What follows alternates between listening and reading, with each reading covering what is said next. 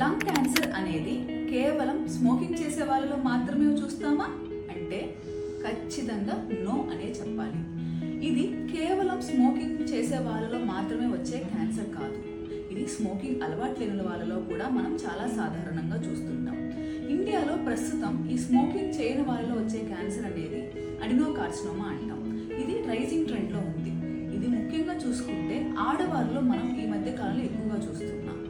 అయితే ఇది పెరగడానికి గల కారణాలు ఏంటి అనేది చాలా ముఖ్యంగా చూసుకుంటే మొదటిది passive smoking are second hand smoking. అంటే మనం స్మోక్ చేయకపోయినా మన పక్క వాళ్ళు కానీ మన ఇంట్లో వాళ్ళు కానీ ఎవరైనా స్మోకింగ్ చేస్తున్నప్పుడు అదే గాలి మనం పీల్చుకోవడం అనేది ఈక్వల్గా మనం స్మోక్ చేసినట్టే.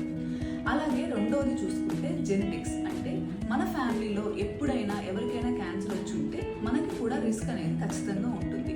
మూడవది చూసుకుంటే ఎయిర్ పొల్యూషన్. మన వాయువులో ఉండే హార్మ్ఫుల్ కెమికల్స్ అనేవి ఈ పొల్యూషన్ వల్ల మనకి చాలా ఎఫెక్ట్ చేస్తుంది. సో ఇవన్నీ కారణాలు చూసుకొని ముఖ్యంగా మనం ఎంత త్వరగా డయాగ్నోస్ చేస్తే మీ ట్రీట్మెంట్ అనేది అంత బాగా జరుగుతుంది. So diagnose your cancer early to treat better. So ఎవరికైనా సరే ఎటువంటి లక్షణాలు కనిపించినా కూడా ఈ రోజే మీ డాక్టర్ని సంప్రదించండి. This is doctor Shravani, interventional pulmonologist at Apollo speciality hospital, Nellore. Thank you.